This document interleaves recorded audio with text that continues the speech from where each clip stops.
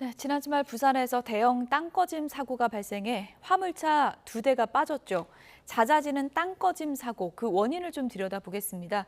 오늘 이수곤 전 서울시립대 토목공학과 교수 모셨습니다. 어서 오세요. 안녕하세요. 네, 지난 주말에 부산 사상구에서 있었던 네. 땅꺼짐 사고인데요. 화면부터 보여주시면 좀 좋을 것 같습니다. 땅꺼짐 사고가 크고 작게 많이 나는데 이번 사고는 트럭이 2대가 그냥 빠질 정도의 크기였거든요. 상당히 네네. 좀 이례적이지 않습니까? 네, 그렇습니다. 예. 근데 우리나라에서는 이게 지금 지하 개발을 많이 해서 그렇습니다. 요새는 예. 지하 건물 지으면 지하 한 2, 3층까지 하니까 20m 정도 파거든요. 그러면서 이제 그런 주변에 이제 그 싱크홀 같은 게 많이 발생. 여기도 보시면 저기 딱 그림 보시면은 벌써 공사 현장이 보이지 않습니까? 예. 저게 바로 지하철 공사 현장이거든요. 아, 지하철 공사 현장. 네네. 예. 그 연결돼 있습니다. 많은 경우가. 지하철 공사 현장이 지금 전국 곳곳에 많이 있는데 그럼 지하철 공사 현장이라고 해서 주변이 다 위험한 건 아니지 네, 않습니까? 아는데 공사를 예. 그 지질에 맞게끔 토목 공사를 하면 되는데 예. 그걸 잘 못하기 주가 궁합이 잘 안 맞아서 그런 겁니다. 그래서 근데 많은 경우가 공사장 옆에는 저렇게 싱크홀 나는 경우가 많습니다. 그러니까 그렇군요. 근데 그러려면 이게 뭐냐면 비용을 제대로 안 주고 예. 안전에 대한 예. 그리고 공사 비용을 참 공사 기간을 짧게 하려니까 그러니까 서둘러서 그러는 거지. 사실은 우리나라에서 토목 기술이 세계적이거든요. 예. 그래서 저런 거 보면 너무 안타깝습니다. 사실. 예. 그래서 좀 사례별로 접근을 해보면 네네. 부산 사상구에서 있었던 땅꺼짐 사고 같은 경우에는 규모가 상당히 크잖아요. 네네. 저렇게 규모가 큰 땅꺼짐은 어떤 경우에 주로 발생을 하나요? 주변에 토목공사하고 영향이 되어 있습니다. 전부 다 규모가 예. 큰 것들은. 예. 그리고 저기 보시면 이제 연희동도 있거든요. 연희동도 8월 29일인데 거기도 땅 속에 12m 깊이에서 또 터널 공사가 하나 있었고요. 3m짜리가요. 예, 예. 배수 터널이. 그리고 여의도 교통섬들은 이런 거 작은 것들은 그런 것들도 토목공사인데 주로 이렇게 보면 그 노관로에서 되는 것들은 규모가 작습니다. 한 2m 깊이밖에 안 되고. 예. 네. 예를 들어 지난 21일에 분당 카페 거리에서 있었던 땅꺼짐은 인도에서 발생했잖아요. 그런 거는 어떤 차이가 있는 그런 거예요? 것도 노관로 같은 건데요. 노후 제가 관로요? 거기는 못 가봤지만 예. 규모가 작은 것들은 노후관로, 관로들이 상하수도 관로들이 있지 않습니까? 예. 한 지표면에서 한 2m 정도 있는데 그런 것들이 이렇게 노후되면은 이음매가 벌어져가지고 물이 새어나가지고 흙이 쏠려 내려가면서 그 동공이 생겨가지고 되는 경우가 많은데 규모가 작습니다 일반적으로. 예. 그래서 규모가 크게 자라나기 전에는 저런 것들은 규모가 조그맣게 되면 이미 싱크홀이 생겨버립니다. 그러니까 큰 것들은 밑에서 생겨서 이렇게 올라온 거지. 예. 저게 조그만 그렇게까지 갑자기 저렇게 생기지는 않습니다. 아, 그러면 사상구에 있었던 땅꺼짐 사고 같은 경우에는 이미 상당히 오래전부터 진행이 되고 있었다고 네, 볼 수 땅 있는 밑에 거예요? 토목공사하고 연결돼서 이렇게 동공이 생기면 동공이 이렇게 올라옵니다. 이렇게 해서 예. 동공이. 그래서 가까이 올라오면 이렇게 무너지는 거거든요. 그러니까 예. 큰 게 갑자기 이렇게 노후관로로 생길 수는 없습니다. 그러니까 네, 좀 다릅니다 규모가. 예. 대형 땅꺼짐은 주로 이제 주변에서 토목공사가 일어나는 네네. 경우에 저런 대형 땅꺼짐이 생긴다고 이제 말씀해 네네. 주셨는데 그러면은 그런 동공이 올라오기까지의 전조 증상은 전혀 없는 거예요?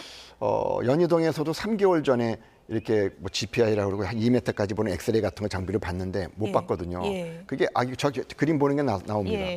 저기 보시면은 왼쪽에 땅 속에 벌써 이제 균열이 생기지 않습니까? 한번 그림 전에 보시면은 예. 동공이 생기는데 이게 올라옵니다. 이렇게. 올라오면 저 왼쪽에는 동공 땅 속에 생기면은 이게 올라오거든요. 예. 올라오는데 위가 느슨합니다. 그래서 금방 이렇게 집 탐사해도 나타나질 않습니다. 예. 그래서 갑자기 발생하거든요. 이게 예. 싱크홀은 동공이 있어야 돼요. 동공이 깊은 데서 생기면 발생하지 않습니다. 싱크홀이 어느 정도 지표면에 올라와야 되는데 예. 올라오는 시간이 좀 필요합니다. 지금 저 첫 번째, 두 번째, 세 번째가 어떤 차이가 있는 거예요? 지금 동공이 왼쪽 시작해서 올라오고 올라오는 있는 겁니다. 시작해서 예. 왼쪽에서 이제 토목공사 해가지고 이렇게 싱크홀이 생기면은 예. 동공이 지표면에서 깊을 때는 아무리 커도 싱크홀이 발생하지 않습니다. 예. 원리가 그렇습니다. 예. 근데 이게 어느 정도 또 약하니까 흙이 잠깐 무너지거든요. 천장이 무너져서 잠깐 올라옵니다. 이렇게. 예. 그러다가 이제 천장이 지표면에 가까이 오게 되면 그게 저 싱크홀이 세 번째 그 상황이 지금 싱크홀 상황인 네네. 건가요? 그러니까 올라와야 됩니다. 이렇게 예. 어느 정도로. 그러니까 흙이 무너지면서 동공이 생기면 천장이 무너지거든요. 예. 뭐 자꾸만 올라오는 시간이 필요합니다. 예. 그 애초에 그 동공은 왜 생기는 거예요? 그 토목공사 하면서요. 거기 차수공사를 해야 되는데요. 네. 그 차수공사를 제대로 안 하니까 물이 굴러 들어가가지고 그 흙이 전 쓸려 들어가가지고 거기서 이제 위에서 동공이 그 주변에 생겨가지고 제가 올라오는 겁니다. 예. 이제 저 그림도 좀 설명을 해주시면 좋을 것 같은데 어떤 저것도 차이가 있는 거예요? 안반이 예. 그러니까 안반이 괜찮으면 단단하면 동공이 있더라도 위험하지 않은데 주변이 약하면 그렇습니다. 그래서 2014년도에 예. 우리가 서울의 송파구 석천동에 지하 차도가 있었거든요. 예. 동공이 생겼는데 예. 싱크홀이 안 생겼어요. 왜냐하면 지하 차도 밑에 싱크홀이 큰 게 생겼는데 예. 동공이 생겼는데 예. 그 차도가 철근 콘크리트였습니다. 도로가. 그랬군요. 그러니까 천장에서 이게 튼튼하게 받쳐주면은 싱크홀이 생기지 않습니다. 예. 우리는 그러니까 아스팔트니까 싱크홀이 생기는 거죠. 싱크홀의 요건이 동공이 생기는 것, 네, 그것과 집안의 그 성격이 어떻게 되어 있는지 맞습니다. 이 두 가지를 좀 따져봐야 된다는 네네. 거군요. 그 집안의 특성에 따라서 될 수도 있고 안 될 수도 있는 겁니다. 예. 그러면 뭐 사상구나 연희동 같은 경우에는 집안도 좀 약한 상태였다 이렇게 볼 수 네, 있는 매립 건가요? 지역들입니다 주로. 매립 지역이요? 네, 매립 지역이거나 또 안반이라도 예. 안반이 빠지더라도 그게 위에 있는 흙이 또 같이 쏠려 내려올 수가 있습니다. 그러니까 안반이라도. 그래서 사실은 매립 지역도 되지만은 그 지질의 특성에 맞게끔 공사를 해야 되는데 예. 사실은 그거를 제대로 못하기 때문에 그러니까 지질이 제일 중요하거든요. 지질이요. 네, 예. 지질이 그 어느 지역이 지질이 다 다르지 않습니까? 그렇죠. 우리가 산을 볼 때요, 산이 있고 이렇게 평지가 있지 않습니까? 산을 개발하면은 산사태가 나는 거고요, 잘못하면은. 그리고 평지를 개발하면 싱크홀이 나는 겁니다. 예. 그러니까 산사태하고 싱크홀이 다른 게 아니라 다 지질에 따라서 특성이 다른 거거든요. 예. 할 때 그 지질에 맞는 지형이나 지질에 따라서 거기에 적합한 토목공사를 제대로 하지 못하기 때문에 발생하는 겁니다. 그러니까 그러면 땅 속을 제대로 알고 공사해야 된다는 맞습니다. 얘기인데 네. 땅 속을 제대로 알려면 어떻게 해야 되는 거예요? 조사를 해야 되는데요. 서울에 지금 뭐냐면 우리나라 대도시에 땅속 지질 3차원적인 땅속의 정밀한 지질 공학 지도가 필요한데요. 그 지도가 지금 별로 없습니다. 우리가 운전할 때 보면 내비게이션이 필요하지 않습니까? 예. 그러니까 뭐 땅 위에서도 내비게이션이 필요하듯이 네네. 땅 아래에서도 필요한 거다. 네, 예. 저게 내비게이션인 저게 땅속 저거 지도인데요. 보면, 예. 제가 외국에서는 1980년도부터 이 땅속 지도가 만들어졌어요. 예. 땅속 지질 공학 지도가. 그래서 제가 82년도에 제 석사학위 논문 영국에서 그 땅속 지질도거든요. 그러다 서울시에서 제가 98년도에 저 서울의 땅속 지도를 만든 건데요. 한 10,000개 정도를 시추 조사를 한 거를 다 수집을 해가지고 시뮬레이션 아주 만들었는데 예. 그게 이제 제일 처음이다. 저기 보시면은 이제 지하수위 분포를 지하수위가 어느 정도 있는가를 보여주고 있거든요. 땅속에 지하수가 어느 정도 있는가를 서울 전역에 나타나져 있습니다. 예. 그리고 또 하나는 이제 보면은 땅속에 흙이 얼마나 있는가도 나타나지고 예. 저기 흙이 얼마나 많은 걸 보여주고 있거든요. 예. 그러니까 저런 거를 만들면 되는데 저기에다가 나중에 우리가 지하 터파이 공사를 하지 않습니까? 그럼 터파이 공사할 때 그 면이 잘 보입니다. 그 면에 보면 안반에서 전리와 단층 같은 것들이 3차원적으로 지질 전문가들이 재가지고 예. 그 자료까지 들어가게 되면은 우리가 지금 GTX 같은 것도 지하 60m까지 하고 있거든요. 그렇죠. 지하 100m까지 예. 땅 속을 꿰뚫어 볼 수 있는 지질을 그러한 지질 정밀한 3차원 예. 지질도를 만들면은 저희가 그거를 사고를 미연에 막고 사고 나더라도 원인은 제대로 규명할 수 있고 예. 앞으로 대처가 제대로 돼 있는데 예. 지금은 그게 안 되니까 많은 사고 나면은 거의 뭐 노 관로라 그래가지고 거기다 넘어가는 경우가 많거든요. 예. 지금 뭐 얘기해 주신 것처럼 땅 속을 제대로 파악해야 제대로 안전한 공사를 할 수 있다고 이제 네네. 강조를 해주셨는데 이런 뭐 시스템이 정비되는 것도 상당히 중요하겠고 저는 또 걱정이 네. 사상구처럼 이렇게 이렇게 대형 싱크홀이 생기면 그 주변은 안전한 건지 거기 지나다녀도 되는 건 좀 걱정되더라고요. 사실은 저희가 이제 볼 때 보면은 예.